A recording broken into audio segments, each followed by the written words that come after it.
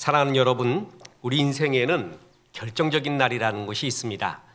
그것을 사회 군사적 용어로 D-Day라고 많이 표현을 하죠. 원래 이 D-Day는 군사 용어에서 나왔습니다. 노르망디 상륙작전, 그때 나온 말이 D-Day, 결정적인 날이라는 말입니다. 1944년 6월 6일 연합군이 프랑스 북부 해안 노르망디 지역을 상륙 공격하면서 이 작전이 시작이 됩니다. 그래서 이 작전의 성공으로 말미암아 2차 세계대전이 사실 종식되게 되어가죠. 그 뒤 몇 달 뒤 프랑스가 해방이 되고 이제 히틀러가 유럽에서 힘을 잃게 되고 패망하는 결정적인 계기가 된 것이 노르망디 상륙작전입니다. 그런데 이 상륙작전에 방어 장군이 있었습니다. 그가 바로 전설적인 독일의 롬멜 장군이었습니다. 롬멜이 연합군이 프랑스에 상륙을 해서 독일을 압박해오면 이제 독일은 아무 가망성이 없다는 것을 옛날부터 알고 있었습니다. 그래서 그는 이 독일이 프랑스 해안 지역을 방어하기 위해서 3,860km라는 방어선인 대서양 방벽을 만들었는데 그것을 총지휘하던 사람이 롬멜 장군이었습니다. 롬멜은 연합군이 쳐들어온다는 것을 알고 있었습니다. 그런데 어디로 오는지를 몰랐습니다. 그래서 어찌됐든 프랑스 해양선을 지키자 그래서 이 방어선을 보강하고 확장하는 데 집중했고 수백만 개의 지뢰를 매설했고 연합군 포격으로부터 기관총, 대포 같은 것을 보호하기 위해서 벙커를 수없이 건설을 합니다. 그리고 히틀러를 어루고 달래서 추가적인 전차 부대도 이렇게 지원을 받았습니다. 그만큼 이 D-Day 어디로 올런지 모르지만 이것이 명운이 걸렸다. 전쟁의 승패 모든 것이 걸렸다라는 것을 연합군도 독일도 특히 롬멜 같은 우수한 장군은 느끼고 있었다라는 것입니다. 이렇듯 우리에게는 일상이 많지만 결정적인 날이 있게 됩니다. 그래서 연합군은 기만작전을 씁니다. 유령 부대를 조직하고요. 심지어는 가짜 명령서를 지참한 시체를 독일군 측으로 이렇게 보내기도 합니다. 시체가 떠내려간 것처럼.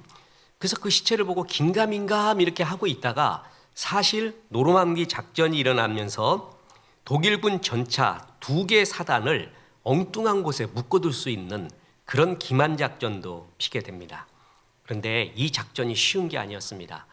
연합군 측의 최고의 지휘자, 이것을 다 총괄했던 사람이 누구냐면 드와이트 아이젠하워, 나중에 대통령이 되는 사람이죠.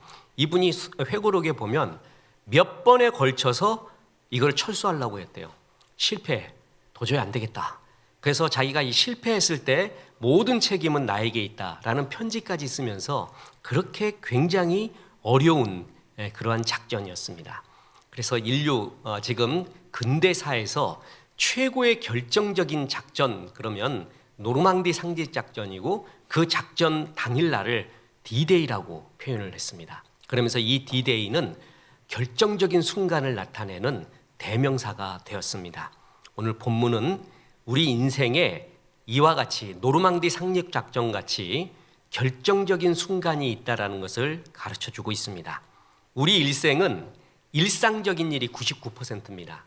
그러나 특별한 순간, 결정적인 순간이 1% 있습니다. 이 1%를 어떻게 채우느냐?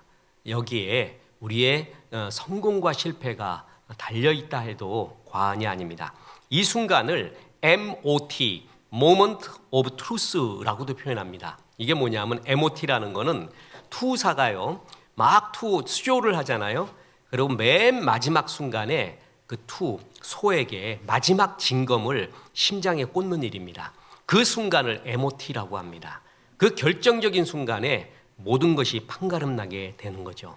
우리 자녀들에게도 우리에게도 이런 날이 있습니다.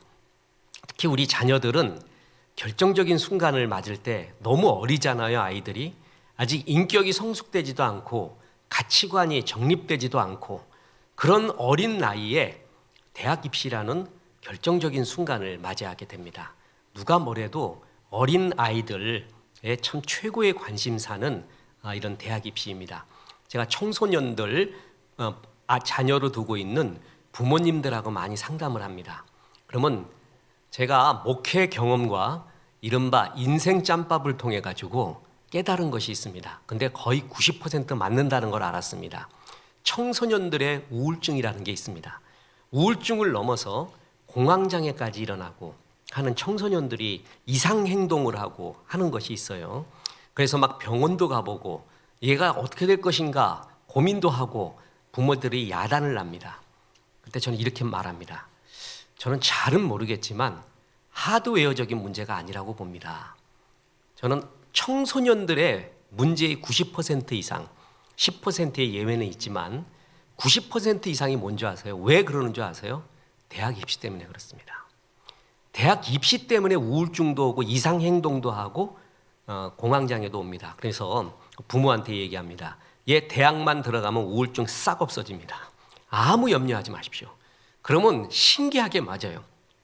애들이 그 압박감을 이기지 못할 때 정신적, 육체적으로 우울증과 공황장애에 시달립니다. 결국 청소년들의 문제의 90% 이상은 다른 데 있는 것이 아니라 대학 입시에 있습니다.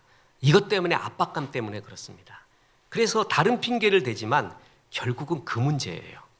이만큼 우리 청소년들, 아이들에게도 대학 입시가 굉장히 부담이 되고 그래서 이 결정적인 시기, 청소년기부터 우리는 인생의 결정적인 시기를 많이 경험하고 있다는 것입니다. 해가 있을 때 건초를 말려라 라는 서양 속담이 있습니다. 쇠는 달구어졌을 때 망치를 내리쳐야 됩니다. 시간 지나면은 굳어져서 3배, 4배 힘을 가해도 소용이 없습니다. 물이 들어왔을 때 노를 저어라 라는 경구도 있습니다. 모두 무슨 얘기예요? 결정적인 기회를 잡으라 라는 교훈입니다. 아기 새가 둥지를 박차고 처음 날아오는 순간 같은 결정적인 순간이 있습니다.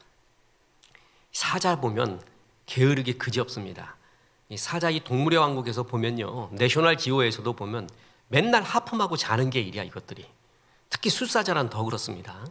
그런데 사냥의 순간은 다릅니다. 내 어슬렁거리다가 결정적인 순간에 정말 최고의 속도로 날아오르는 걸 봅니다. 독수리도 그렇습니다. 이게 눈만 껌뻑껌뻑하고 있다가 먹이 발견했을 때 쏜살같이 날아갑니다. 결정적인 순간에 무서운 힘을 발휘하죠. 그래서 결정적인 순간에 헛스윙을 하면 안 됩니다. 그때 홈런을 쳐야 됩니다. 결정적인 기회를 잡아야 하고 결정적인 순간에 카메라 셔터를 눌러야 됩니다. 그래서 에베소서 5장 16절에 세월을 아끼라 때가 악하니라. 제가 이거 갖고 설교를 수없이 했죠. 이때 세월이라는 것은 크로노스, 물리적인 시간이 아니라 카이로스, 언더 크리티컬 타임, 결정적인 시간, 결정적인 기회라고 했습니다. 결정적인 기회를 엑사고라죠. 사라.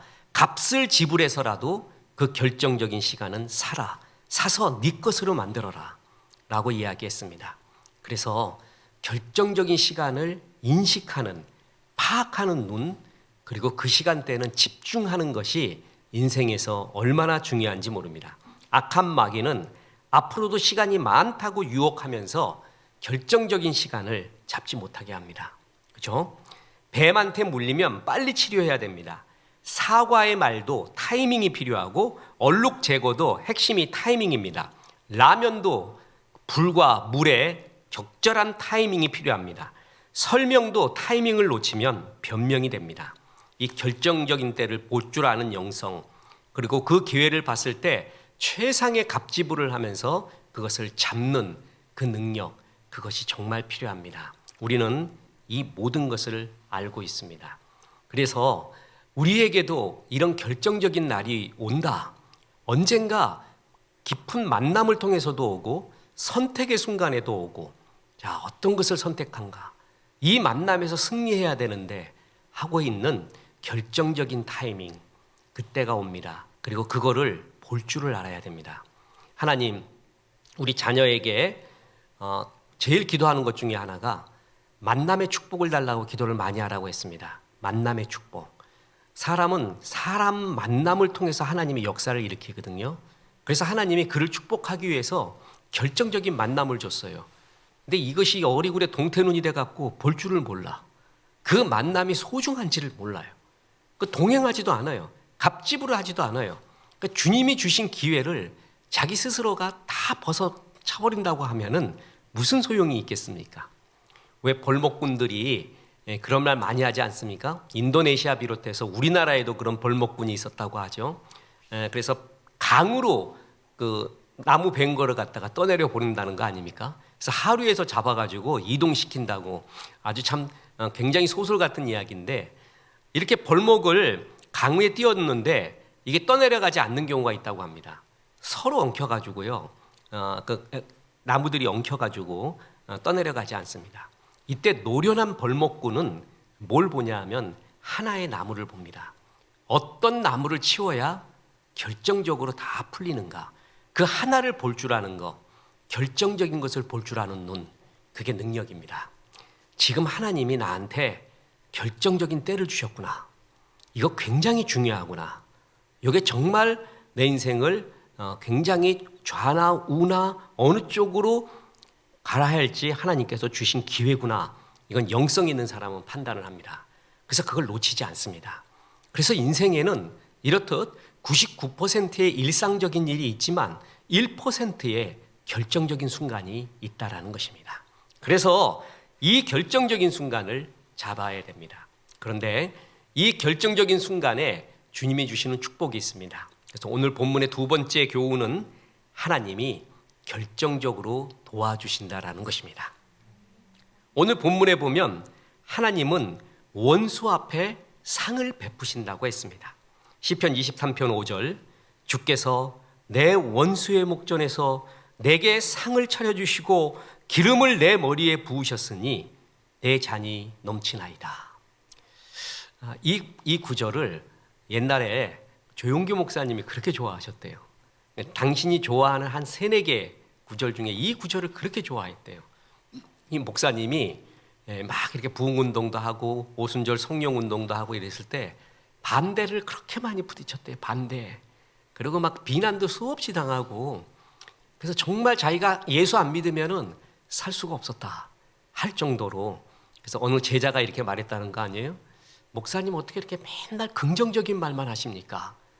좀 혼낼 줄도 알고 모두 해야 되는데 왜 맨날 이런 긍정적인 말만 하십니까? 라고 했더니 목사님 했던 말이 정말 가슴을 칩니다. 이 말씀을 안 전하면 내가 살 수가 없다는 거예요. 내가 살 것 같지가 않다. 하나님이 널 사랑한다. 너에게 힘을 주신다. 너에게 용기를 주신다. 이런 말씀을 내가 전하지 않으면 자기가 죽을 것 같대요. 참 그 말이 정말 가슴을 치는 말 아닙니까? 그만큼 공격을 많이 당했어요. 이분도요. 그랬는데 그때 힘을 얻은 게 뭐냐 하면 시편 23편 5절이었다라는 것입니다. 여기에 보면 주께서 내 원수의 목전에서 내게 상을 차려주시고 기름을 내 머리에 부으셨으니 내 잔이 넘치나이다. 자, 보세요. 상을 차려주셨어요. 그리고 기름을 부어주셨어요. 그래서 잔이 넘치게 했어요. 특별한 은혜라는 거예요, 이게. 이 특별한 은혜라는 것이 있는데 어느 순간이었죠? 원수의 목전에서 그랬다는 거예요. 원수의 목전. 자, 그래서 목사님이 이런 기도를 했다고 합니다. 전에 원수 같은 말을 듣거나 원수가 이렇게 오거나 그러면 정말 싫었대요.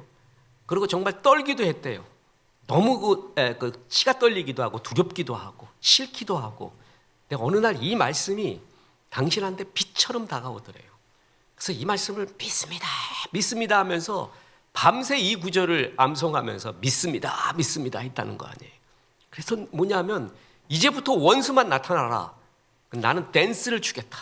춤을 추겠다. 전에는 원수 나타나면 벌벌 떨었는데 이제는 춤을 추겠다. 왜냐하면 하나님이 약속했는데 원수의 목전에서 상을 베풀어 주신다. 특별한 상, 일반적인 밥상이 아니라 그땐 잘 먹어라, 힘내라 하는 특별한 밥상을 하나님 차려주신다. 머리에 기름을 부으셨다. 인정하는 거예요. 하나님이 안수하는 거예요. 그래서 어느 정도로 부으시고 역사했냐면 잔이 넘치도록 하셨다. 언제 그랬다는 거예요? 원수의 목전에서. 결정적인 순간에 결정적으로 주시는 특별한 은혜가 있다라는 것이에요. 이것이 하나님이 주의 백성에게 주시는 약속이라는 것입니다. 그래서 이사야 41장 10절에 보면 두려워하지 말라 내가 너와 함께함이라 놀라지 말라 나는 내 하나님이 됨이라 내가 너를 굳세게 하리라 참으로 너를 도와주리라 참으로 나의 의로운 오른손으로 너를 붙들리라. 정말 이 구절 너무 좋습니다. 저도 위기가 오거나 눈물이 나는 일이 생기거나 힘든 일이 있을 때마다 이사야 41장 10절로 갑니다. 그래서 이 구절을 몇 번이고 암송합니다. 몇 번이고 되뇌입니다. 그렇게 좋을 수가 없습니다. 두렵잖아요. 결정적인 날 두렵습니다. 그리고 왜 나에게 이런 일이 일어날까? Why me? 그러면서 놀라기도 합니다. 황망하기도 합니다. 두려워 말라, 놀라지 말라. 나는 네 하나님이 됨이라. 내가 너를 굳세게 하고 도와주리라. 참으로 나의 의로운 오른손으로 너를 붙들리라. 이게 주님의 하나님의 사랑하는 백성들에게 주시는 약속입니다. 그래서 우리의 자녀들이 결정적일 때에도 또 우리가 결정적일 때에도 주님이 이 음성을 우리에게 들려주실 것입니다. 그래서 자녀에게 이제 시험 보거나 중요한 만남이 있거나 입사 시험을 보거나 결혼할 대상을 잡거나 어떤 순간에 와도 이사야 41장 10절 같은 말씀을 전해주세요. 그래서 하나님이 널 도와주리라. 하나님이 너와 함께하리라. 그러면서 시편 25편 12절에 보십시오. 여호와를 경외하는 자 누구냐? 그가 택할 길을 그에게 가르치시리로다. 결정적인 순간에 주께서 택할 길을 가르쳐 주신대요. 이거 얼마나 정말 놀라운 일입니까? 인생은 선택의 연속이라고 그러죠. 작고 큰 선택의 연속이에요. 그래서 하나님의 은혜가 없으면 살 수가 없는 거예요. 이 택함의 순간에 주께서 그 택할 길을 가르쳐 주리라. 결정적일 때, 그러니까 결정적인 선택의 순간에 시편 25편 15절 같은 말씀을 눈앞에 놓고요 10번이고 100번이고 읽으세요. 그리고 기도를 하세요. 하나님, 이 말씀을 믿습니다. 나는 정말 주의 영광을 위해 살기 원합니다. 어떤 길입니까? 이게 피말릅니다. 특히 지도자들 말이에요. 선택과 집중이라 그러잖아요. 집중보다 어려운 게 선택이에요. 지도자는 선택을 잘해야 돼요. 이 산이다 저 산이다에 실패가 없어야 됩니다. 진짜 한 번이라도 실패하면 안 된다라는 심정으로 선택의 순간에 뼈를 깎는 기도를 해야 돼요. 이 산인가벼 하고 올라갔는데 아니에요. 저 산인가벼 그것도 아니래. 아까 그 산이 맞는가벼 그러면 성도들 다 죽습니다. 그냥 정말 이 산이다 라고 결정적인 순간에 택할 길을 주십시오. 보여주십시오. 이 기도는 당연히 드려야 되고 하나님 앞에 그러고 택하잖아요. 주님, 이것은 정말 하나님의 영광을 위해 했습니다. 그 기간 동안에 나는 경건과 거룩한 생활하며 주의 뜻을 분별하기 위해 노력했습니다. 그리고 선택한 거, 하나님의 뜻이라고 믿습니다. 선택한 거 후회하지 마십시오. 그것은 반드시 합력하여 선을 이룹니다. 이 약속, 결정적인 순간에 택할 길을 가르쳐 주신다는 약속, 결정적인 원수가 나타났을 때 내게 상을 차려주고 내 머리에 기름을 부으시고 잔이 넘치게 해주신다는 약속, 두려워하지 말고 놀랍지 말고 하나님이 너를 도와주리라 하는 이 약속, 결정적일 때 주시는 주의 은혜와 약속이 있다는 것입니다. 아까 노르망디 이야기했잖아요. 아이젠하워가 이거 몇 번 접으려고 했습니다. 이거 불가능하다고 해서 정말 이루어질 수 없었던 일이었죠. 그런데 역사를 보면 정말 아이러니하게 말도 안 되는 사소한 것에서 어째 이런 일이 이때 일어나지? 거짓말 같아요. 꼭 야사 같아요. 근데 야사가 아니라 정사입니다. 정사 속에서 이런 일이 하나님이 개입을 해서 노르망디 상륙 작전을 승리하게 됐습니다. 아까 롬멜 말했잖아요. 연합군 측에서도 2차 세계대전에 최고의 장군을 누구로 드느냐라고 이야기할 때 독일군까지도 넣습니다. 몇 명 들어가요. 그 중에 하나가 롬멜입니다. 정말 적군이었지만 뛰어난 장군, 정말 넘을 수 없는 장군이었다라는 거죠. 그가 히틀러가 좀 라이벌 의식을 느껴서 그렇지 전격적인 지원을 해줬으면 전쟁의 승패가 어떻게 될는지 모른다 할 정도로 최고의 장군이 사막의 여우 롬멜입니다. 이 롬멜이 아까 말했지만 대서양 방벽을 만듭니다. 지뢰 수백만 개 만들고요, 참호파고요. 그리고 연합군 올 수 있다 그래가지고 뭐냐면 거기다가 갖가지 그 뭐 철제 구조물 갖다가 넣었잖아요. 그래서 노르만디 상륙 작전 영화에도 보면 그 구조물들 나오지 않습니까? 그 배 못 들어오게 한 거예요. 아주 정확하게 지적했던 거예요. 그러니까 노르망디로 오는지는 몰랐어요. 기만 작전도 쓰고 있고 별의별 작전을 다 써서 어디로 오는지는 모르지만 분명히 지금 이 시기에 온다. 그래서 최선을 다해서 노르망디도 수호하고 있었던 차였습니다. 만약에 이 롬멜이 끝까지 지키고 있잖아요. 그러면 연합군이 어떻게 될런지 모릅니다. 그런데 어떤 일이 일어났냐 하면은 6월 6일 되기 전에 5월 말부터 날씨가 굉장히 노르만디 해안이 굳었습니다. 그래갖고 파도도 많이 치고 날도 그냥 앞길도 안 보이고 안개도 자욱하고, 그래서 어떤 장군도 어떤 사람도 이때는 작전 필수 없다 롬멜이 알았습니다. 그리고 마침내 6월 6일이 아내 생일이에요. 그래가지고 어떻게 됐냐면은 잠깐 하루 동안 좀 쉬고 오자 그래갖고 그날 그 전날 베를린으로 비행기를 타고 아내하고 생일 파티하러 갑니다. 베를린으로. 그래갖고 거기서 생일 파티하고 진탕 먹고 잤어요. 그리고 아침에 일어났는데 소식이 들렸는데 연합군이 노르망디에 상륙했다라는 거예요. 하나님이 그때 이 롬멜을 빼간 겁니다. 전 그렇게 믿습니다. 정말 말도 안 되는 거잖아요. 말도 안 되는 일이 일어났잖아요. 그리고 또 하나가 있습니다. 이거 하나가 아닙니다. 히틀러가 문제였습니다. 이 히틀러가 아무리 나쁜 악한 놈이라도 그 정도의 독일 국민을 뭉치게 하고요, 그 정도 침략 전쟁을 할 수 있으면은 이 지도자는, 그 정도의 지도자는 바보는 아니잖아요. 명석한 판단력, 관찰력, 그리고 이런 뛰어난 직관력도 있었습니다. 그가 원래 미대 전공을 하려고 했었잖아요. 그래가지고 맨날 그림 그리고 그랬잖아요, 이놈이. 그래갖고 이 그림 갖고도 작전하고 막 그런 정도로 전쟁 시에도 자꾸 이렇게 그림 그리고 예술을 좋아했던 그런 사람입니다. 근데 이 사람이 문제가 있었습니다. 뭐냐면 화를 잘 내, 화. 조그만 일에 이렇게 분노를 해요. 화를 잘 내가지고 옆에 부관들이 죽으려고 그래요. 이 화 잘 냈던 세계사 인물에 두 명이 있습니다. 하나가 히틀러, 하나가 스탈린입니다. 스탈린이 나중에 심근경색인가 뭔가로 쓰러졌잖아요. 그때 옆에 부관들이 스탈린을 건드리지를 않았다는 거예요. 잘못 건드렸다간 자기 모가지 날아갈 것 같아갖고 그냥 내버려뒀다는 거예요. 그래서 죽었다는 거예요. 그런데 히틀러가 그랬어요. 히틀러가. 특히 이 사람이 굉장히 중요시 여겼던 게 자기 낮잠 자는 시간이에요. 이 낮잠 자는 시간에 뭘 건들거나 쓸데없는 말 했다가는 그냥 없어지는 마술 당하는 거예요. 그냥 그렇게 될 지경이었어요. 게슈타포가 그런 것까지 처리했던 거예요, 실제로. 그래가지고 뭐냐 하면은 그날 노르만디 상륙작전이 일어났는데 그때 히틀러가 자는 거야, 이놈이. 그러면 그걸 깨워야 되잖아요. 깨웠으면 그때 어떤 일이 있었냐면 소련 쪽으로 향하던 두 개 사단의 기갑사단이 그냥 움직이고 있었어, 소련 쪽으로. 그것만 후퇴시켜가지고 노르만디로 가라 그랬으면은 연합군 피해는 이루 말할 수가 없습니다. 아니면 철수할 수도 있었다는 거죠. 그런데 히틀러를 깨우지 않은 거예요. 깨우질 않았어. 이놈 잘 잤어요. 잘 자고 난 다음에 일어났더니 마찬가지로 노르망디에 상륙했다라는 거예요.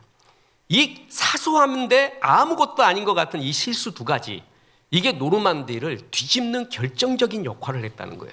제가 말하는 것은 야사가 아닙니다. 정사에 나오는 노르망디 상륙작전의 정사에 나오는 연합군이 승리할 수 있었던 여건, 안개였어요. 그래서 롬멜의 방심, 그리고 안개 쫙 갔는데 그날 D-Day 때 안개가 거쳤던 거. 롬멜은 그걸 몰랐어요. 미국의 기상청은 그날 하루는 개인다라는 걸 발견했어요. 근데 독일의 기상청은 계속 흐리다고 말했어요. 롬멜은 그걸 믿은 거예요. 그래서 베를린으로 아내 생일 파티를 간 것이었어요. 이런 거. 그리고 히틀러가 그때 깨어 있어서 소련으로 가고 있었던 기갑사단을 되돌리기만 했어도 전쟁의 양상은 완전히 달라졌다는 것이죠. 그런데 이 두 개가 일어난 것이 사소한 일로서 노르망디는 완전히 연합군의 승리로 넘어갔어요. 결정적인 날이. 이게 뭡니까? 하나님이 개입하신 겁니다. 이게 하나님이 개입한 거죠. 이렇게밖에 설명할 길이 없어요. 하나님이 개입하셔서 이 전쟁을 끝내기로 작정하신 것입니다. 그래서 그 악마 같은 히틀러를 몰아내야겠다라고 마음 먹어서 그런 역사, 하나님이 역사의 전격적인 개입이라고 저는 그렇게 믿습니다. 이런 날이 반드시 있습니다. 뭐냐 하면은 결정적인 날 하나님의 개입. 마치 에스더에게 결정적인 날 하나님이 개입해서 유대인을 죽이려고 세워놨던 장대에 하만이 자기가 죽은 것처럼 하나님의 역사에 대한 결정적인 개입이 있다라는 것이죠. 우리 자녀들에게 하나님이 이런 결정적인 개입하기를, 부모는 뭐예요? 마지막으로 교훈이 결정적인 날 기도하라라는 것입니다. 이 땅에 하나님이 오시는 메시아에 대한 예언을 할 때 일찍이 이사야 선지자를 통해 메사이아 예수님의 이름을 이렇게 말씀하셨습니다. 이사야 9장 6절입니다. 그의 이름은 기묘자라, 모사라, 전능하신 하나님이라, 영존하신 하나님이라, 평강의 왕이라 할 것임이라. 메시아 예수님의 이름 중 하나가 모사입니다. 히브리어로 요예츠인데 지혜로 가득 차 있는 분, 지혜로운 상담자, 능력 주시는 자, 이런 뜻입니다. 누구에게 상담을 하는가? 결정적인 날이 왔을 때 누구하고 상담하느냐 굉장히 중요하거든요. 하나님이 모사다. 하나님에게 말해라. 하나님이 이야기해 줄 수 있다라는 것입니다. 그래서 결정적인 날 우리는 하나님과 이야기해야 됩니다. 하나님께 물어야 됩니다. 도와달라고 해야 됩니다. 그것을 가리켜 뭐라고 그래요? 기도라고 합니다. 예수님이 최고의 본을 보여줬습니다. 예수님이 결정적인 날을 앞뒀는데 그게 십자가입니다. 이게 예수님이 이 땅에 오신 이유이자 목적이었습니다. 예수님이 십자가에서 뭐라 그랬냐면은 다 이루었다 하고 돌아가셨습니다. 뭘 다 이루었습니까? 왜 테텔레스타이입니까? 아직도 병자도 많고 귀신 들린 자도 많고 가난한 자도 많고 로마의 학정에서 유대인들이 해방되지도 않고 해야 될 일이 쌓였는데 뭘 다 이루었다는 거예요. 예수님이 오신 결정적인 이유, 십자가에 죽고 그래서 우리의 죄를 사해주는 그 길을 열어놓으시는 것, 그게 이 땅에 오신 결정적인 이유 아니에요? 그 결정적인 이유 앞에 결정적인 시간이 다가온 거예요. 그게 겟세마네 동산입니다. 기름을 짜다라는 뜻의 겟세마네 동산. 그 겟세마네 동산에서 예수님이 결정적인 십자가를 앞두고 하신 게 뭐죠? 기도입니다. 그 기도도 그냥 한 게 아니라 반복 기도를 합니다. 반복 기도. 제가 옛날에 어느 선배 목사님이 있었습니다. 기도는 하나님 앞에 정말 그 예수 이름으로 한 번 하는 거래요. 그래서 저는 선배님 아닌 것 같습니다라고 했어요. 그래서 근거를 예수님께로 뒀습니다. 한 번 하는 그런 멋있는 기도가 아니라 결정적인 기도도 예수님이 이렇게 3번 이상 왕복하면서 기도하지 않았습니까? 예수님도 그렇게 기도하지 않았습니까? 그죠? 이렇게 멋부리는 기도해서는 안 됩니다. 어떻게 기도하셨냐면 누가복음 22장 44절에 예수께서 힘쓰고 애써 더욱 간절히 기도하시니 땀이 땅에 떨어지는 핏방울같이 되더라. 어떻게 기도했어요? 계속 반복해서 기도했죠. 그 다음에 힘쓰고 애써 더욱 간절히 기도했다. 어떤 목사님 표현에 의하면 간이 저리게 기도하는 거래요. 얼마나 간절하게 했으면 간이 저릴 정도로 기도했다. 그래서 어느 정도였냐면 땀이 땅에 떨어지는 핏방울같이 되더라. 예수님도 이랬습니다. 결정적인 순간에 분명 하나님의 도움이 있습니다. 하나님의 음성도 있습니다. 우리는 그것을 위해서 기도할 뿐입니다. 예수님처럼 기도하는 것입니다. 그래서 반복해서 기도해야 돼요. 한 번 했다고 땡 하는 게 아니라 내 자식 도와달라고, 나에게 응답해달라고 반복해서 기도하는 거예요. 그리고 애써 기도하는 겁니다. 간절히 기도하는 겁니다. 이때만큼은, 결정적인 순간만큼은 금식도 하고 간절히 하나님 앞에 매달리는 기도의 영성이 있어야 된다는 것입니다. 어려울 때 우리의 신앙이 진짜인지 가짜인지가 나타나요. 이럴 때 진짜 기도의 모습을 보여줘야 돼요. 진짜 신문에 나왔을 때 나는 이 신문 기사를 보고 기절하는 줄 알았습니다. 짝퉁으로 유명한 어느 나라, 아주 가까운 나라예요. 우리나라에서. 그 나라 이야기죠. 한 농부가 정말 삶은 비관해갖고 농약을 먹었다는 거 아닙니까? 근데 살았어요. 알고 보니 농약이 가짜였습니다. 짝퉁 나라에서 짝퉁 나라. 결정적인 순간 짝퉁이 드러나요. 그거 보고 얼마나 무섭는지 그 사람은 하나님이 살려준 거죠. 제2의 인생을 살라고 하나님이 말해준 거죠. 신앙도 보면은요, 결정적인 순간에 하나님께서 주시는 하늘을 향해 비상에 날아가라는 기도의 날개를 줬습니다. 그러면 결정적인 순간에 날아가야 돼요. 날아서 기도로 날아야 돼요. 예수님처럼 말해요. 아프리카에 서식하는 희귀한 새 중에 세크레타리 버드, 비서새라는 것이 있습니다. 독수리과에 속하는데 2m나 되는 우아하고 강한 날개를 갖고 있습니다. 왜 비서새냐 하면은 이 머리 부분에 꼭 비서가 펜 꽂은 것처럼 그런 펜 꽂은 모양이 있어갖고 비서를 연상시켜갖고 그렇게 합니다. 하늘을 날다가 뱀이나 두더지를 발견하면 쏜살같이 날아가 채곤합니다. 근데 이 새의 최고의 나쁜 습성이 있습니다. 땅에 있는 도중에 맹수의 습격을 받잖아요. 그러면 날개를 펴서 날아가지 않고 땅을 뛴다고 합니다. 긴다고 합니다. 이 멍청한 놈이 그때 날아야 되는데 그때 뛴대요. 땅에서 기어버린대요. 그래서 맹수가 보면 제일 잡아먹기, 큰 놈으로 잡아먹기 좋은 놈이 비서새라고 합니다. 어떤 사람은 평상시에 기도 잘해요. 찬송도 잘하고요. 예배도 잘 드려요. 근데 결정적인 때가 옵니다. 그때 기어버려요. 그때 날아야 되는 거예요. 그때 독수리처럼 하나님께서 주신 기도의 날개로 그때 날아야 되는데 그때는 실망해요. 그때는 절망해요. 그때는 근심하고 비평만 해요. 그리고 내 신세 한탄만 해요. 결정적인 때에 날아올라야 돼요. 그래서 하나님께서 기도의 날개를 우리에게 주신 것입니다. 그래서 그때는 기도하고 부르짖는 겁니다. 예수님처럼 힘쓰고 애써 더욱 간절히 기도하시니 땀이 땅에 떨어지는 핏방울같이 되더라. 이런 기도처럼 기도를 해야 됩니다. 우리 젊은이들이 그 어린 나이에 대학 입시라는 거기에 매여 있는 것이 이 현실이 너무 안타깝습니다. 그래서 어떤 애들은 잘해요. 그래서 일찍부터 철이 들었어요. 원래 공부는 철이 들어야 하는 겁니다. 그래서 전 정말 제 후배 중에 기독학생의 후배 중에 아주 웃긴 애가 하나 있는데 이름이 철철이에요. 철철이. 그래서 실제 이름이 김철철인가 박철철인가 그래요. 그래서 왜 그렇게 철로 했냐 아버지가 그랬더니 사람은 일찍 철이 들어야지만이 공부도 하고 성공한다. 그래서 이름을 철철로 했대요. 오죽했으면 그 어른이 이제 알잖아요. 인생 살아보니까 철 안 들면 잘 안 합니다. 아무리 뭐라 그래도 안 해요. 철 들어야 해요. 나는 이 철 든다는 말이 은혜 받는다는 말과 비슷하다고 봅니다. 진짜 은혜를 받잖아요. 그럼 철이 들어요. 자기를 봐요. 내가 뭐고 내 주소를 알아요. 그래서 내가 뭘 해야 된다는 것까지 그리고 그 힘과 용기까지 많이 이렇게 듭니다. 철이 들어야 돼요. 그런데 아직 철도 안 든 것이 대학 입시는 있고 내 실력은 없고 어떻게 되겠어요? 계속 방황하는 거예요.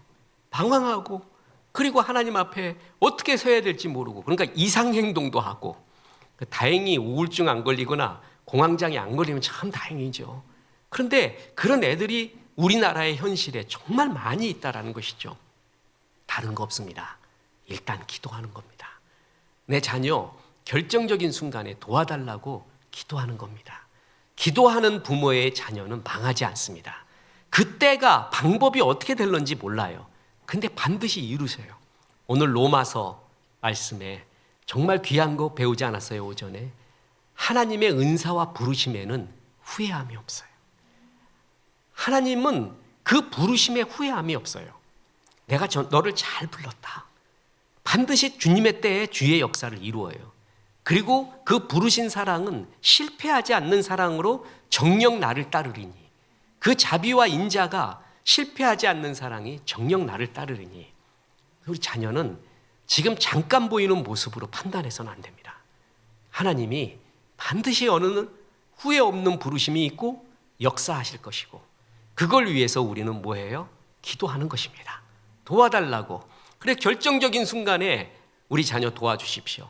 어떤 방법으로든 어떻게 하든 역사에도 개입하시고 인간 개인사에도 개입하시는 하나님의 개입을 믿습니다. 가르쳐 주시고 힘 주십시오.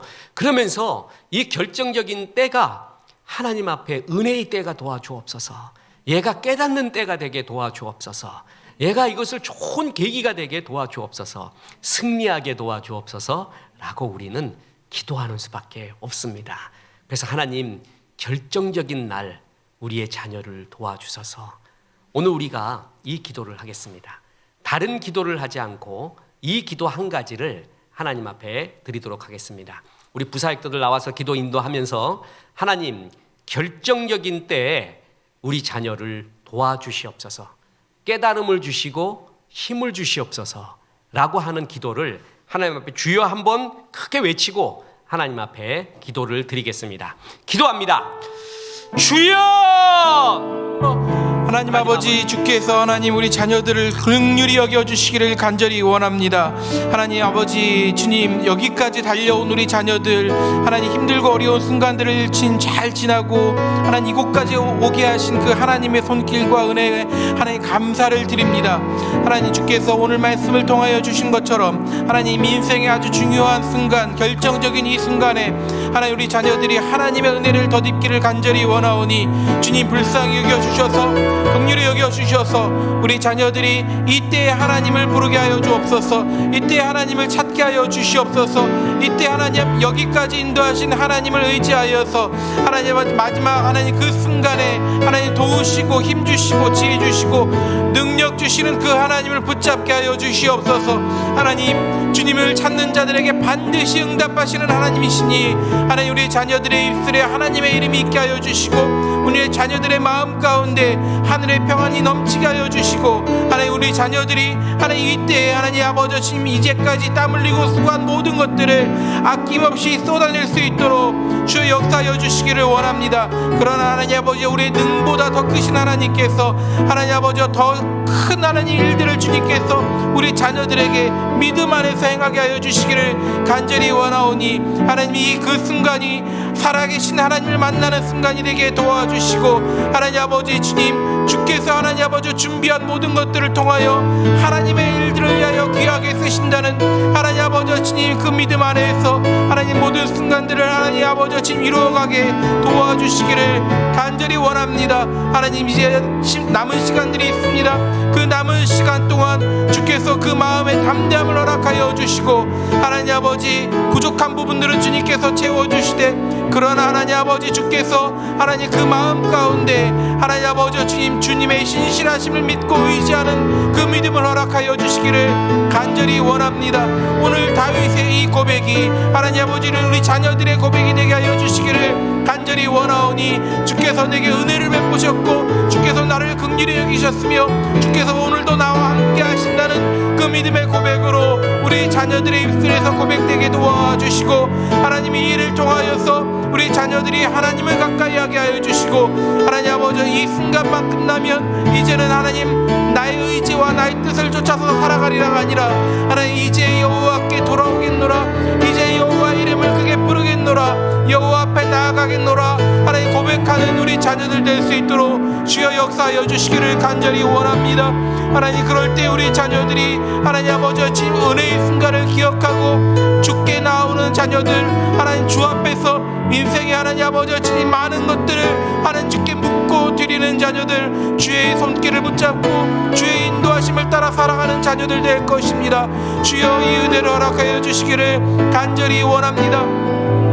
혹 우리 자녀들 가운데 하나님 아버지 주님 눈물로 탄식으로 하나님 이 시간들을 두려워하는 자녀들이 있습니까? 하나님 아버지 주님 더 하지 못해서 하나님 더 하나님 아버지 주님 좋은 결과들을 하나님 내지 못한 것 같아서 하나님 낙심하는 자녀들이 있으니까 주여 하나님 아버지 주께서 그 낙심하는 그 마음 가운데 소망을 허락하여 주시기를 간절히 원합니다. 주께서는 한 영혼도 결코 포기하지 아니하시는 분이심을 주여 하나님 위로의 말로 하나님의 말씀으로 하나님 아버지 주님 은혜 가운데 소망으로 하나님 품게 도와주시기를 간절히 원하오니 하나님 아버지 주어진 그 시간들이 짧을지라도 하나님 아버지 그 시간 가운데 채우시고 하나님의 놀라운 신비로 이루어 가실 것들을 하나님 우리 자녀들이 기대함으로 품게 도와주시옵소서. 하나님 아버지 그러면 우리 자녀들이 하나님 아버지 이 시간들을 하나님 아버지 눈물로 지새는 것이 아니라 하나님 아버지 한숨으로 하나님 올려보내는 것이 아니라 하나님 아버지 주께서 하실 일들을 기대함으로 하나님 두렵고 떨리지만 성령 하나님께서 도우실 것을 기대함으로 하나님 보낼 것입니다. 주여 이 은혜를 허락하여 주시고 하나님 아버지 먼저 하나님 우리 부모님들이 하나님 아버지 수험생 자녀들을 둔 부모님들이 이 믿음을 가지고 우리 자녀들을 대하게 도와주시기를 간절히 원하오니 하나님 자녀들의 마음 가운데 믿음의 말을 더하게 도와주시고 자녀들의 마음 가운데 하나님의 사랑을 하나님 드러내고 하나님 전할 수 있도록 귀한 복의 통로로 사용하여 주시옵소서. 하나님 아버지 그래서 하나님 아버지 진 부모의 믿음을 통하여 우리 자녀들이 소망의 하나님 안에서 하나님 꿈꾸게 하여 주시고 하나님 위로받게 하여 주시고 하나님 아버지 주님 다시 일어서서 하나님 아버지 주님 남은 시간들을 최선으로 사용하는 하나님 지혜 있는 모습을 하나님 가질 수 있도록 도와주시기를 간절히 원합니다. 사람이 무엇을 계획할지라도 그 경영하는 것 가운데 하나님의 은혜가 있을 때 하나님 좋은 열매를 맺게 될 것입니다. 이 은혜를 우리 자녀들에게 허락하여 주시기를 간절히 원합니다. 우리 자녀들이 이 은혜 가운데 하나님 아버지 주님 주 앞에서 하나님 아버지 엎드리고 하나님 나의 그 하나님의 이름을 부르며 하나님 아버지 하나님 겸손하게 하나님 아버지 그 시간을 주 앞에서 기도로 하나님 드려질 수 있도록 주여 역사하여 주시기를 간절히 원합니다.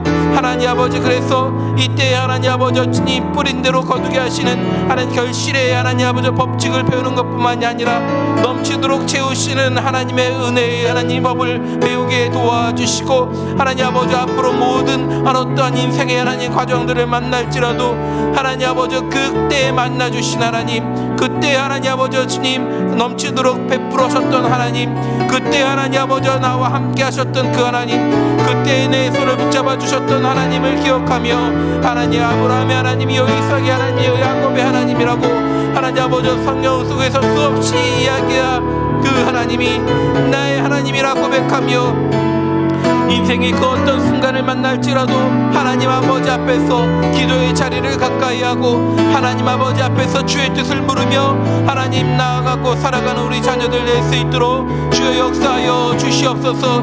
하나님의 사람으로 하나님 그렇게 설 때 하나님 아버지 우리 자녀들이 하나님 아버지 주께서 귀하게 쓰시는 그릇으로 준비될 것입니다. 하나님 아버지 믿음을 보기 힘든 때 우리 자녀들이 믿음을 하나님 세워갈 것이고 하나님 아버지 혼탁하고 혼미한 이 세상 가운데 우리 자녀들의 하나님의 빛을 드러내는 귀한 복의 통로로 하나님 사용될 것입니다. 이 은혜를 허락하여 주시옵소서. 하나님 감사합니다. 우리가 기도할 수 있다라는 것이 얼마나 좋은지 모릅니다. 사랑하는 자녀를 우리에게 주셔서 감사합니다. 자녀 키우면서 정말 주의 도움이 필요하다는 것, 하나님의 은혜가 필요하다는 것을 우리 부모들은 절실히 압니다. 하나님 도와주시옵소서. 우리의 자녀들이 결정적인 순간에 하나님 도와주시고 역사하여 주시옵소서. 두려워 말라 하는 주의 음성이, 놀라지 말라 하는 주의 음성이 우리 자녀에게 들리게 도와주시옵소서. 하나님의 은사와 부르심에는 후회하심이 없다라는 말이 얼마나 좋은지 모릅니다. 우리의 자녀를 하나님의 전으로 불러주시고 꼴을 먹여주시고 말씀 주시고 은혜 주시는 것에 후회하심이 없으신 아버지 하나님, 하나님 우리의 자녀들을 끝까지 책임져 주시고 사랑으로 인도해 주실 것을 믿습니다. 하나님 우리의 자녀를 주의 손에 맡깁니다. 도와주시옵소서. 이제 우리의 자녀가 얼마 남지 않은 대학 입시 수능을 보게 됩니다. 하나님 지켜주옵소서. 마음과 생각 지켜주시옵시고 건강 지켜주시옵시고 수능 당일날에는 무엇보다 최상의 컨디션이 되게 도와주셔서 잘 생각나게 도와주옵소서. 하나님이 도와주시는 것을 체험하게 도와주옵소서.